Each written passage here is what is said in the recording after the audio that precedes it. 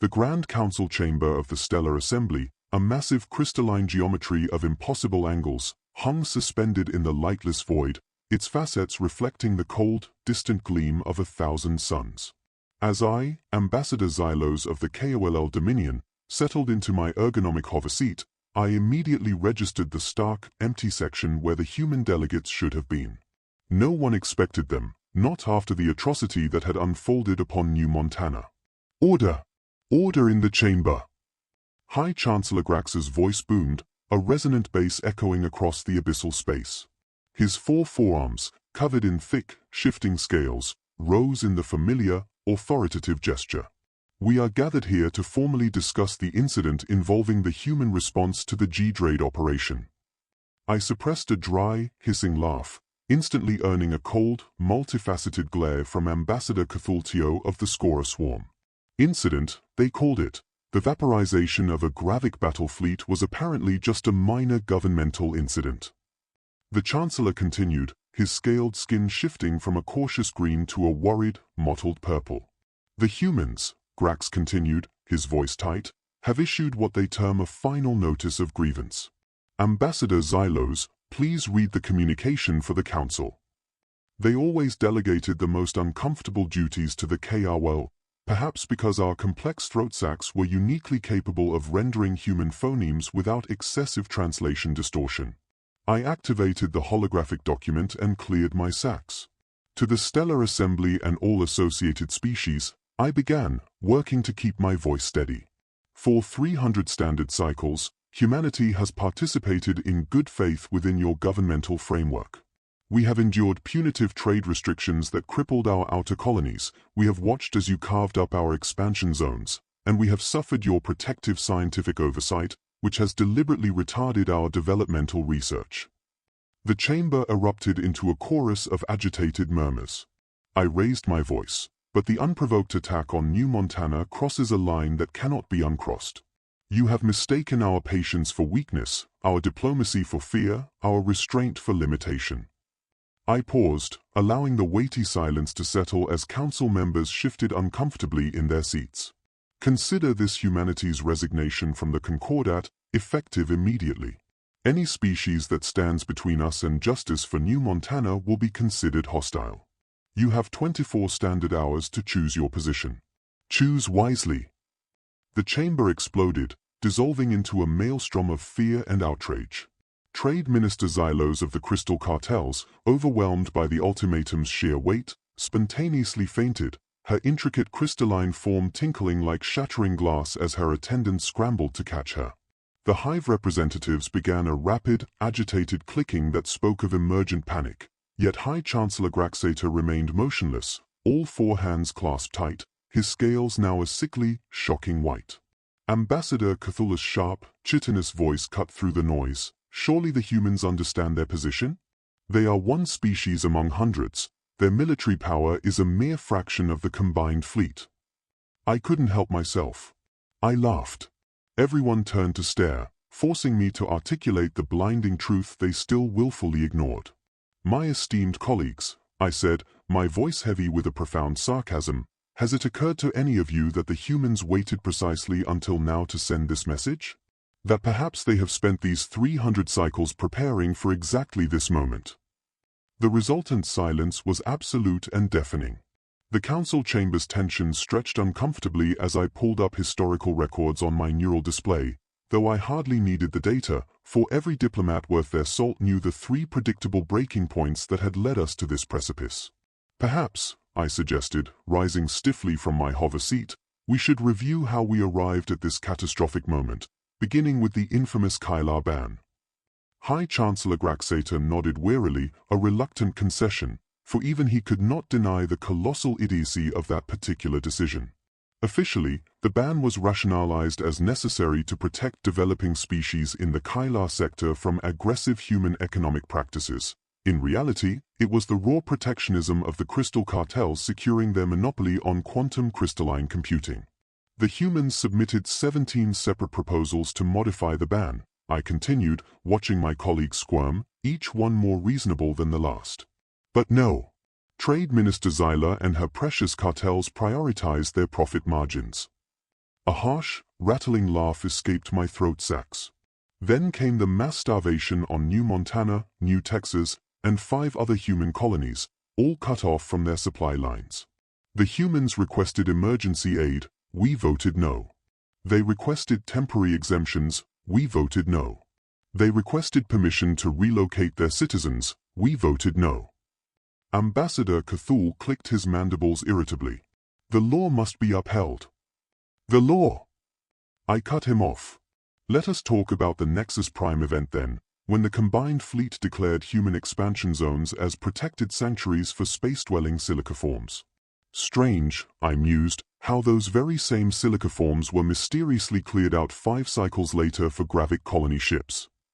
The G-Drade representative, Supreme Commander Drennick, rose from his seat, his massive frame radiating palpable agitation, bioluminescent patches flaring across his carapace. Those accusations were never proven. Oh, sit down, Dix. I snapped. We had all seen the raw footage. The humans had successfully terraformed 3 planets in that sector, investing 60 cycles of grueling work to build vibrant cities and establish functional farms. Then, suddenly, your survey ships discovered critically endangered crystal breathers in that exact sector. The chamber erupted again in a torrent of angry shouts and frantic accusations. I allowed the chaos to rage for a measured moment before triggering the localized sonic dampeners in my section. In the resultant, artificial quiet, I accessed more records. But the scientific censorship, I continued, once the noise had abated, that was our masterpiece, a staggering piece of diplomatic idiocy. When humans developed their first functional quantum consciousness transfer system, a technology of boundless potential, what was our response? The Science Council, in its infinite, fearful wisdom, immediately declared the advancement too dangerous for an immature species and demanded the complete abandonment of the research. High Chancellor Graxator's scales shifted to a deep, agonizing blue of remembered shame. The technology had significant risks, he mumbled. The technology worked. I shouted, my throat sacs fully inflated, resonating like strained drums. It worked better than anything our combined species had ever developed. But instead of embracing collaboration, we chose suppression. When Dr. Elena Martinez famously refused to destroy her groundbreaking research, the Science Council deployed militarized enforcement units. 10 human scientists died in the raid. The newer council members looked genuinely shocked. This particular detail was meticulously glossed over in the official histories. The humans went quiet after that, I said, my voice softening, too quiet. They accepted our restrictions, followed our rules, and even managed weak smiles during diplomatic functions. But if any of you had bothered to really look, I gestured toward the holographic displays showing human space. Their shipping manifests never quite matched their production numbers. Their energy consumption was always slightly higher than reported. Their colonies continued growing, despite our most stringent restrictions. Trade Minister Xylos, having finally recovered from her seizure, raised a trembling crystalline appendage. Are you suggesting they've been systematically deceiving us? No, I replied, sinking back into my hover seat. I'm stating it as undeniable fact. Humans have a saying, hope for the best, plan for the worst. For 300 cycles, we gave them nothing but the worst, and I guarantee you they have been planning accordingly.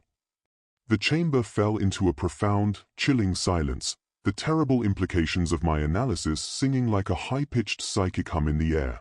For all those long years of restrictions, vetoes, and suppression, we arrogantly believed we were containing a potentially dangerous species. Instead, we had merely gifted them the time to prepare, the resources to build, and the motivation to plan.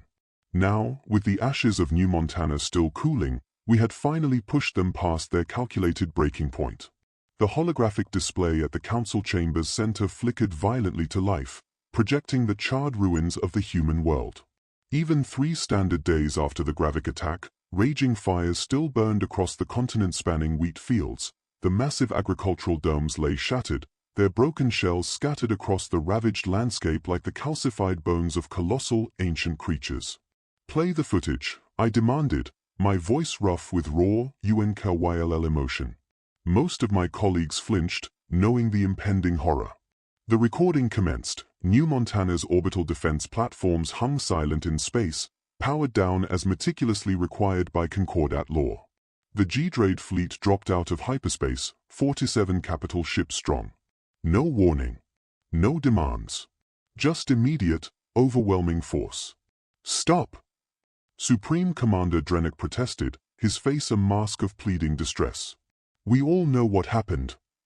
No, I snarled, my voice cutting. You will watch. You will all watch. The G-Drade ships opened fire. Their energy weapons carved molten, glowing scars across the planet's fragile surface. Kinetic bombardment rounds punched through the atmospheric shields, striking population centers with the devastating force of tactical nuclear detonations. 7 million humans died in the first hour. But that was not the true horror. What broke us, what proved the calculated malice, was the deliberate destruction of the agricultural domes. Notice, I said, highlighting specific enemy ships on the display, how the G-Drade fleet specifically targeted food production facilities, not military installations, not industrial centers. They deliberately destroyed the means to feed an entire population. The recording continued. Emergency beacons lit up the night side of the planet as desperate civilian ships attempted a futile escape. The Gravic fleet methodically shot them down. Not all of them, just enough to prove their capability, just enough to send a clear, psychological message. 17 hours, I continued, my throat sacs constricting with barely contained rage. For 17 agonizing hours, human ships across 3 sectors received distress calls from New Montana, calls we were legally forbidden from answering due to the Concordat quarantine protocols.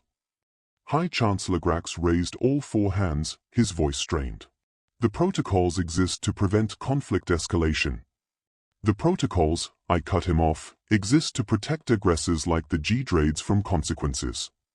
But here is the critical detail you all missed.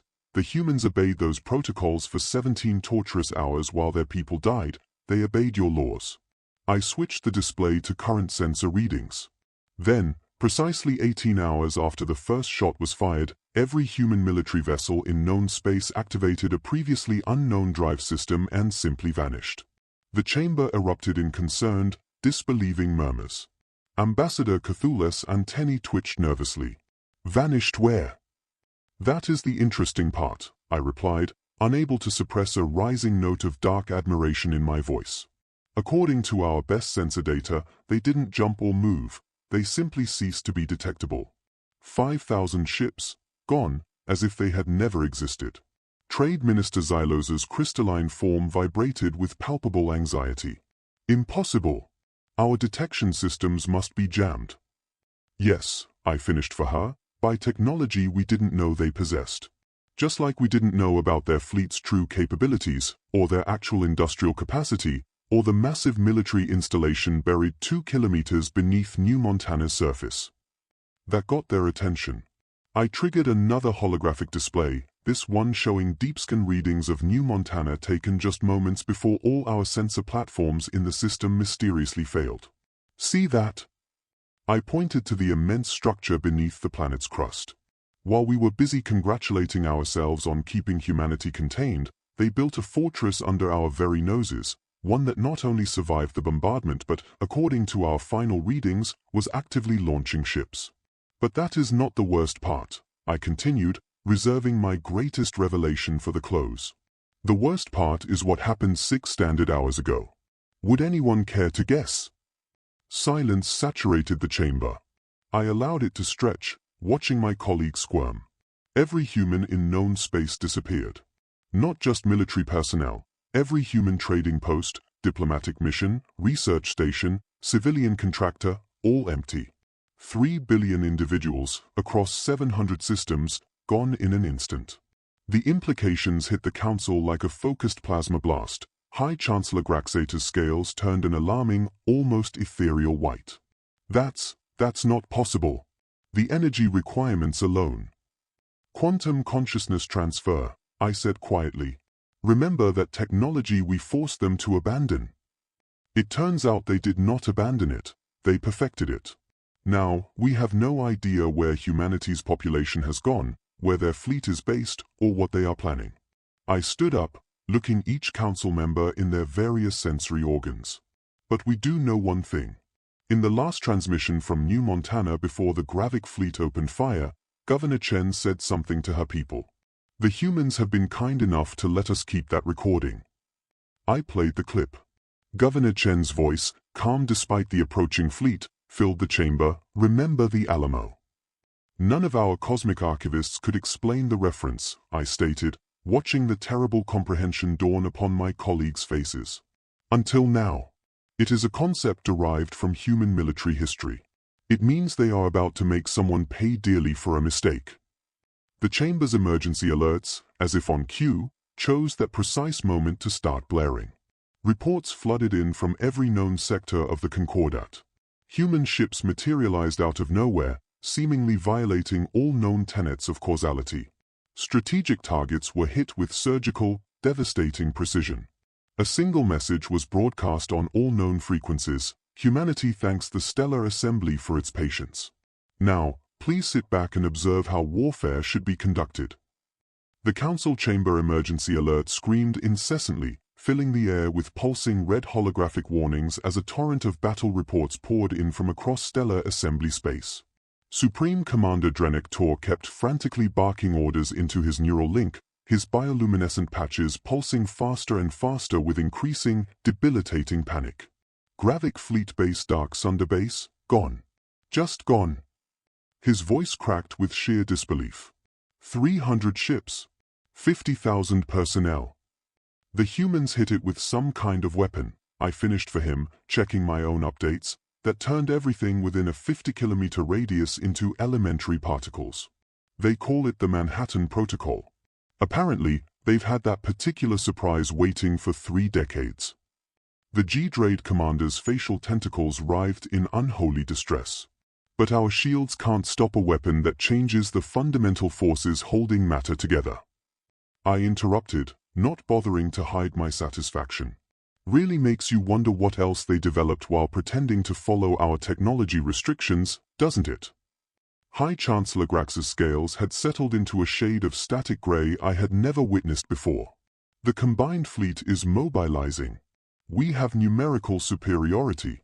We have, a new alert cut him off. The massive holographic display shifted to show the Galactic home system, or, rather, the debris field that remained. The mighty defense ring of 50,000 automated weapons platforms was now inert, floating detritus. The supposedly impregnable planetary shield had been disabled by a computer virus that somehow bypassed every security measure. Oh, look, I commented dryly. Humanity remembered your tricks from the Nexus Prime event. How thoughtful of them to return the favor. Ambassador Cthulhu's mandibles clacked rapidly. But the human fleet can't possibly, they don't have the numbers to be everywhere at once. I brought up another tactical display. They don't need to be. See these patterns? Classic human military doctrine. Vertical envelopment, tactical mobility, force multiplication. They are not attempting to hold territory, they are destroying strategic targets and instantaneously disappearing before we can respond. The chamber shuddered, not a simulation this time, but a real impact. I checked the external cameras. The Crystal Cartel's prize defense fleet was engaging 3 human warships directly above the assembly. The humans were winning. Fascinating, I mused, watching the impossible battle unfold. Their ships are executing maneuvers that should tear them apart. The energy readings are entirely off the charts. It is as if they are not bound by the same laws of physics we are. Impossible! Trade Minister Xylos's crystalline form resonated with fear. Our scientists assured us that humans couldn't possibly advance beyond our technological level. I laughed. Did it ever occur to you that they allowed us to think that? That every minor advancement they publicly displayed was carefully calculated to maintain our dangerous complacency? Another explosion bathed space above us in white light. One of the human ships had instantly copied itself, and then both copies copied themselves. The Crystal Cartel's fleet was now facing 12 identical warships instead of 3. Quantum duplication, I explained to my stunned colleagues. Another technology we told them was too dangerous to develop. I am starting to sense a pattern here. Supreme Commander Drennick suddenly went rigid, his neural link buzzing with high-priority transmissions. The human fleet, his voice failed, unable to process the data stream. Let me guess, I said, checking my own updates. They just appeared in every major system simultaneously. Military bases, shipyards, command centers, all under attack at the exact same moment. The council chamber fell utterly silent, broken only by the mournful wail of alarms and the distant, grinding sound of battles. I stood up, smoothing down my diplomatic robes. You know what the truly interesting part is? I looked around at my terrified colleagues. They are being selective, precise. Only military targets, only species that supported the G-Drades. They are not even blocking civilian traffic. High Chancellor Grax found his voice, a reedy whisper. They are showing restraint. No, I corrected him, they are showing us exactly how much restraint they have been practicing for the past 300 cycles, and what happens when that restraint finally runs out. The next 6 hours felt less like a battle and more like watching a masterclass in asymmetrical warfare. Trade Minister Xylos had shattered herself in a crystalline panic an hour prior when the humans broadcast their next message, not with weapons or threats, but with music. What is this noise? Supreme Commander Drenek demanded, his tentacles curling in baffled agitation. Flight of the Valkyries, I answered, recognizing the ancient human battle song. They are broadcasting it on all frequencies while they dismantle our fleets. Apparently, they possess a dark sense of humor. The tactical displays told a chilling story none of us wanted to read. The proud Gravic Armada reduced to scattering like hunted prey, the Crystal Cartel's defense grid turned against their own ships by devastating human cyber warfare, the Hive Cluster's mighty spawning fleets now drifting inertly in space, their crews seemingly asleep. How? Ambassador Cthulhu's mandibles wouldn't stop their anxious twitching. How are they predicting our every move? I pulled up another report, a laugh escaping despite the gravity. Remember all those human servants in our diplomatic corps? The ones we dismissed as cheap labor? Turns out they have been cataloging our military response patterns for generations. The chamber rocked again as another battle unfolded nearby. This time, I noticed a subtle oddity in the human tactics. They are herding us, I realized, watching the pattern emerge.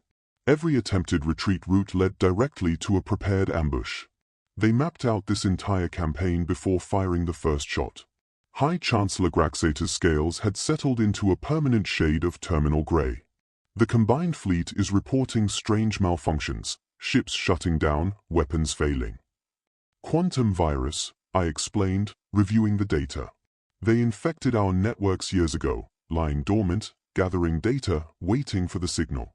When New Montana burned, they activated their trap. Another alert, this time a message, appeared on every screen in the chamber. Simple text, no audio, check your calendars. The confusion lasted only moments before the awful understanding hit. Today's date, on the human calendar, April 1st, April Fool's Day. They timed their revenge to coincide with their ancient holiday of pranks and tricks. These humans, Vorok muttered, the junior ambassador, they turned war into theater. No, I corrected him, they turned your slaughter of their people into a lesson. Look at the battle footage. Every human ship broadcasts its target's crimes before attacking. They are not just winning, they are documenting their justice.